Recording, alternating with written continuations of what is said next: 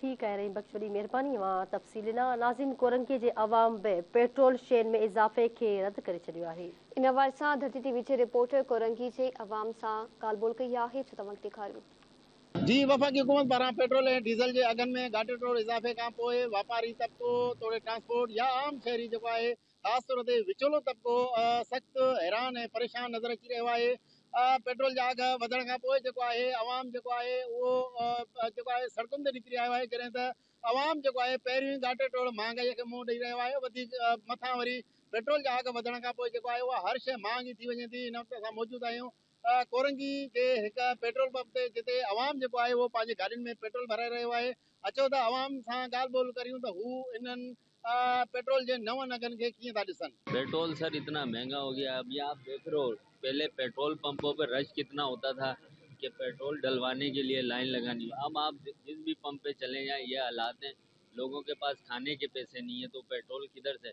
सुबह मैंने बाज लोग हम देखते हैं, हम निकलते हैं ऑफिस के लिए तो इतने गरीब लोग हैं कि उसकी जेब में 50 रुपए पड़े हैं और वो पेट्रोल डलवाया, गाड़ी पंचर हो गई तो वो बेचारा पैदल ही चल रहा है। वो ये तो आवाम की कमजोरी है भाई, आवाम कुछ बोलती नहीं है पेट्रोल के खिलाफ। अब महंगा होता है समझ लो, सस्ता कम करते हैं, महंगा ज्यादा करते हैं। सारी आवाम मिलके बोलेगी तो कम होगा ना रेट। अल्लाह पाक करा रहा, बाकी हुक्मरानों ने हद कर दिया। क़यामत की निशानियां भाई सारी है। पेट्रोल सेल मैनिंग पे इतना लग रहा है, सप्लाई पे 300 रुपए का पेट्रोल लग रहा है, बच रहनी है दिहाड़ी 600 रुपए। क्या करें आप बताएं, 20 रुपए फिर बढ़ा दिया, अभी पता चला है। आप खुद बताएं ना क्या करें, कम ही नहीं कर रहे हैं। कम कराया जाए पेट्रोल 200 रुपए 180 रुपए कराया जाए। जेसिताणी निकिरंदासीं न तव्हांजो साथ खपंदो।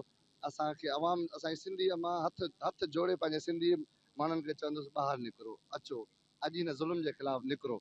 अॼु निकिरंदो तव्हांजे लाइ तव्हांजे बचनि जो मुस्तक़बिल थींदो। पैसेंजर आहिनि हाणे उहे अचनि कोन था, छो कोन था अचनि? पेट्रोल एतिरो महांगो आहे। ऐं ॿी ॻाल्हि, अगरि असां घटि में वञूं था त असांखे वारो न आहे। एतिरी महांगी गाॾी आहे, 28 लाख जी गाॾी आहे, ठीकु आहे न, असांखे वारो न आहे। वॾा असां रुलजी विया आहियूं, इलाही परेशान थिया आहियूं। ख़ुदा के मनो पेट्रोल के घटि कयो, बसि असांजो मुतालबो इही आहे। 50 लाख रुपए जी गाॾियूं डीज़ल गाॾियूं अधु खां जजी बचत असांजी डीज़ल में वञे पई न। असांजा मज़दूर जेके लेबर ड्राइवर आहिनि उन्हनि जी पघार खीसे वञा। हिकिड़ा असीं रिटायर थियल आहियूं, उहा पेंशन जेकी अचे थी हिते ख़तमु पिया करूं न। हिननि खे गवर्नमेंट खे बिल्कुलु एहसासु कोन्हे कि डीज़ल पहिरें चवंदा रूस खां अचे पियो आयो कोन्हे, पहुची वियो आहे, ख़बर केॾा वियो आहे।